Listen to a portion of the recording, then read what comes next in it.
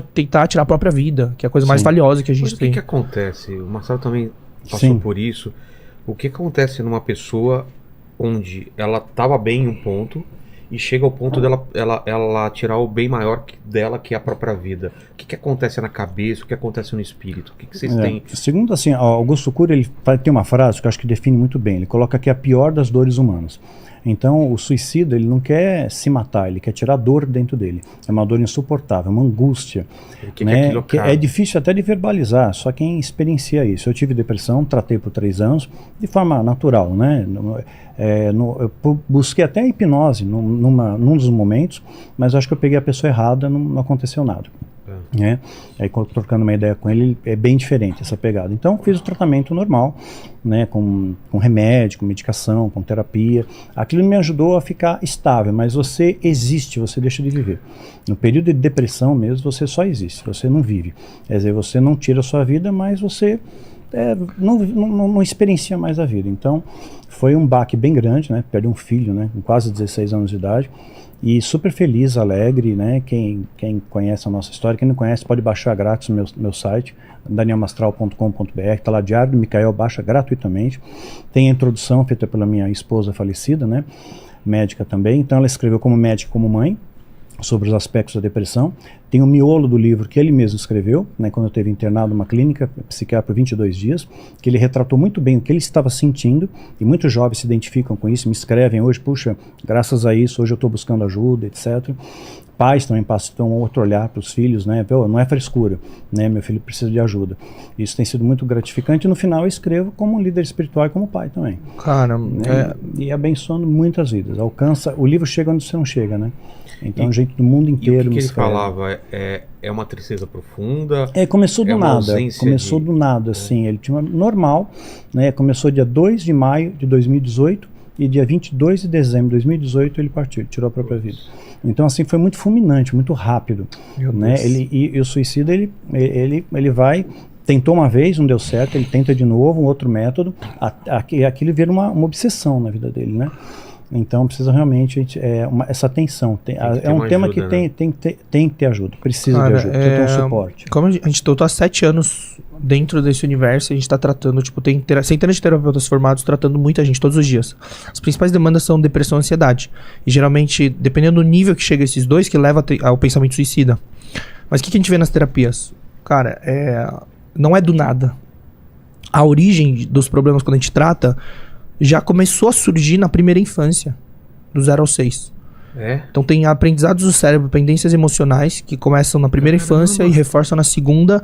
E na vida adulta, quando você vê uma pessoa que explodiu o problema agora, não foi por causa de uma coisa agora, foi só a gota d'água. Porque é como assim, pensa no problema assim, um comportamento ou uma doença. Tem um copo, aí ele vai enchendo com emoção negativa na primeira infância, mas ele tá aprendendo alguma coisa com aquilo. Aí ele começa a encher. Quando transborda na vida adulta, seja com 25, 30, 35, 40, quando transborda é porque já acumulou e o cérebro, ele quer gerar uma proteção para aquilo. Aí, e quando explode. E aí a gente começa a ressignificar e tratar, porque a gente acha os pontos. As pessoas não sabem quando foi. E a gente trata e começa a ver que começou na infância. Então, qual que seria o modo de evitar um futuro, depois de décadas, um futuro problema desse? É cuidar direito desde os primórdios da vida. Que eu sempre falo que a fase mais importante da vida de um ser humano é do 0 ao 6. É lá onde está sendo formado, personalidade, princípios, caráter, valores, tudo. E, cara, sei lá, 80% das terapias, o primeiro momento que a gente fala, a origem dos problemas tá nessa primeira infância. E olha que louco, 90% das terapias, quem tem pendência pra resolver que aparece? Pai e mãe. É mesmo? Pai e mãe.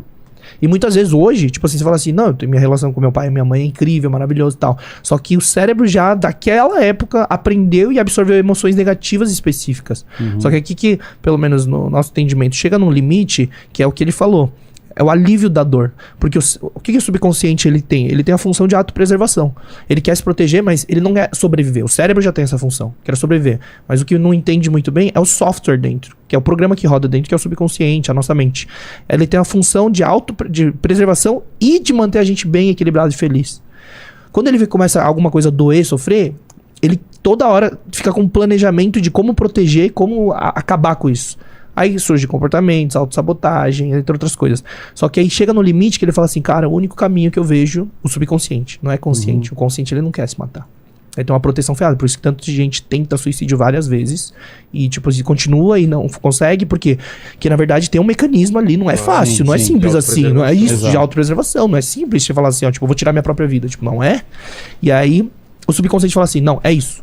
Tipo, é o único caminho pra gente parar de sofrer com essa dor que tá insuportável desde tal época que o nosso cérebro aprendeu, é tirar a própria vida. Isso vai dar um alívio. Tipo, é o único caminho. Só que aí também, o subconsciente ele pode interpretar dessa forma, ou ele simplesmente também pode desenvolver uma doença. Tipo um câncer. Uma doença autoimune. Sim. Entendeu? Aí ele programa e fala assim, ó, programa, ele entende, cara, o caminho pro alívio e pra gente ficar bem é morrer. Aí, puf, dispara a expressão genética do que já tava lá, talvez tinha tendência. Porque o problema não é ter a genética de alguma doença. O problema é a expressão genética, é a epigenética dela que ativa aquilo. Então muita gente não nasce com problema. Gatilho, é o gatilho. Né? Você pode até ter uma predisposição genética. Você pode, mas cara, o que manda é o ambiente, a epigenética, os estímulos que você recebe. Então tudo que comanda, cara, é a mente. E as pessoas não cuidam disso, porque elas não têm conhecimento, não sabem, ou não é uma prioridade. Elas estão só vivendo a vida e levando tal, não sei o quê, e vão empurrando. Só que o que acontece? Acumula, transborda o copo e já vira pânico, síndrome do pânico, burnout, fobia social, pode virar um câncer, uma depressão. E é complicado. Por isso que a gente trata e é tão eficaz quando a gente trata. Porque a gente consegue entender a raiz dos problemas e as pendências emocionais que geraram e dar novos caminhos pro cérebro interpretar as coisas. Novas percepções, novas conexões neurais. Um médico uma vez falou para mim que, além disso, pode começar também intrauterino, né? Isso, vocês têm esse entendimento? Tem. Por quê? Às vezes uma pessoa que é uma gestação, sei lá, que é rejeitada, não quer... Sim, porque o cérebro, a partir do momento que tem um cérebro registrando informações, sons... Porque o que a mãe sente, o filho sente também.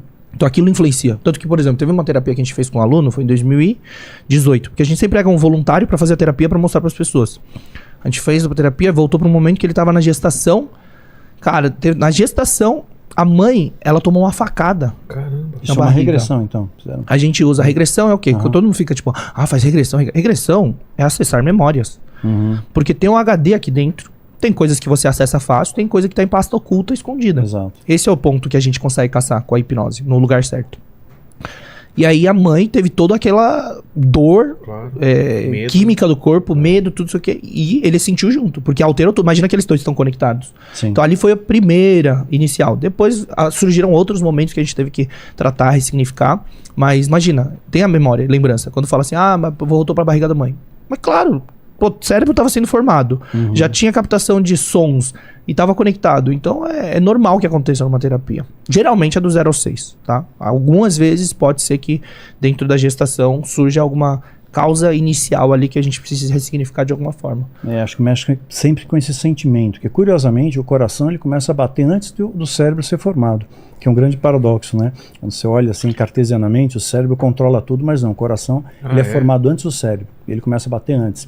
Então, uma vez uma psiquiatra falou isso para mim, falou que começa nesse âmbito das emoções intrauterino.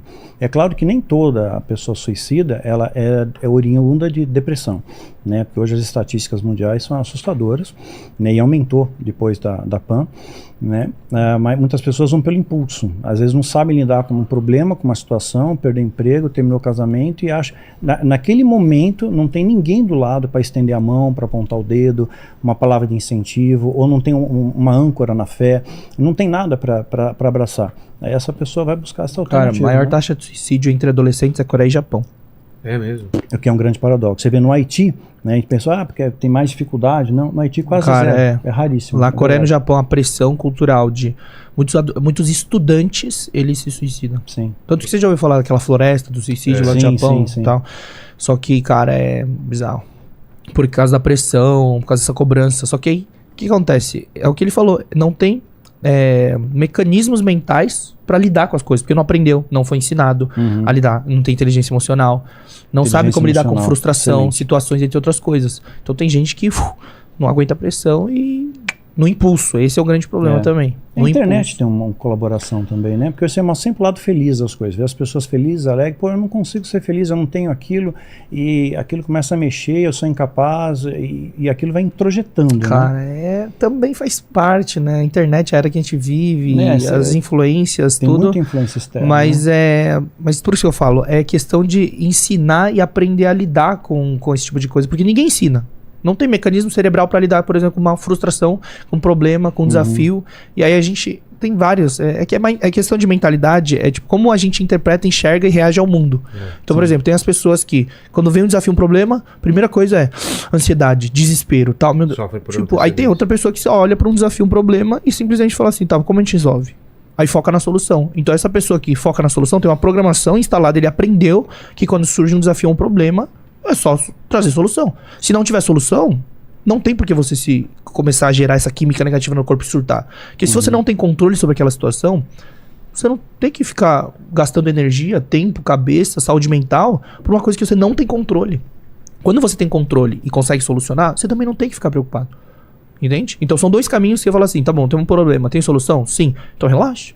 Não tem solução. Então relaxa, não tá sob seu poder, sabe? Então são mecanismos... Descansar em Deus, né? Também sabe? Você tem a fé, você tem essa âncora, cara, né? esse ponto é uma coisa que desenvolve muito e equilibra muito a parte de saúde mental. Porque quando a gente é corpo, alma e espírito, tem um equilíbrio entre os três processos. Tanto que a gente estava conversando agora há pouco, da questão de, tipo, quererem cuidar só do aspecto mental da pessoa e se equilibrar um comportamento na rotina da pessoa, equilibra totalmente o sistema.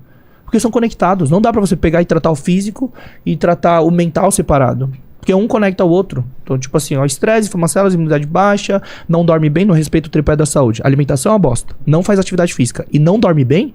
O cara que ia estar bem mentalmente, saudável mentalmente, não tem como. Porque isso aqui equilibra a química do corpo, a fisiologia do corpo. Então, às vezes, é ajuste aqui. Só que a pessoa tá olhando para o aspecto mental, aí vai fazendo terapia, não melhora, e depois, não, toma remédio para equilibrar, aí dá uma equilibrada, só que aqui... Tem efeito colateral, né? Tem efeito colateral, muda todo o sistema do corpo, aí vai ferrando com a pessoa, já se alimenta mal, já não dorme, já tá estressada, inflamada as células, aí depois toma remédio. Mano, a gente tá totalmente desnutrido, ocidental. O Lair Ribeiro fala, né, que a gente, ele quando fala do tripé do câncer, ele fala sobre os 4 Is e da desnutrição. O povo ocidental tá muito ferrado. Use inflamação, infestação, intoxicação e infestação, intoxicação, inflamação e infecção. O corpo tá com metais pesados, tá com um monte de porcaria, o sistema imunológico tá ocupado pra cacete. Porque era pra gente ter no corpo uma defesa suficiente pra combater um câncer. Mas não dá, tá ocupado com um monte de coisa. O corpo tá fudido, aí tem a desnutrição, porque já não come bem, já não tem o nutriente suficiente, tem que suplementar. Aí depois vem o gatilho obrigatório pra disparar, que ele fala. O fator sine qua non, que é o quê? O gatilho emocional. Aí já era. Porque, cara, tem questão de morrer de tristeza. Uma vez o médico falou isso também. Tem pessoas que morrem de tristeza. Ela desenvolve uma doença por causa da tristeza, da dor que ela está sentindo. É tão grande que desestabiliza toda a sua bioquímica, né, do seu corpo. Aí isso é um ponto também. Quando não ensina inteligência emocional, isso, lidar com as coisas da vida. A percepção hoje de felicidade cada um tem um. É completamente distorcida. Sim, aí as pessoas estão em busca da felicidade, que a felicidade tá tipo no final ali do pote de ouro, sabe? Quando for chegar. Quando eu tiver aquilo, quando eu for isso, quando... Aí fica chega, tipo... Né? Aí fica toda essa jornada, que é a vida, resumo da vida, tipo, é essa jornada em si, eles ficam buscando aqui quando chegar. Aí às vezes chega, aí depois de um tempo, tipo, caramba, não era isso. Então fica vazio esse ponto, porque não é quando você consegue, quando você chegar, tipo, cara, você tem que curtir, aprender mecanismos, que tipo, a felicidade, tipo, é diária, nas pequenas coisas, e que vai ter altos e baixos.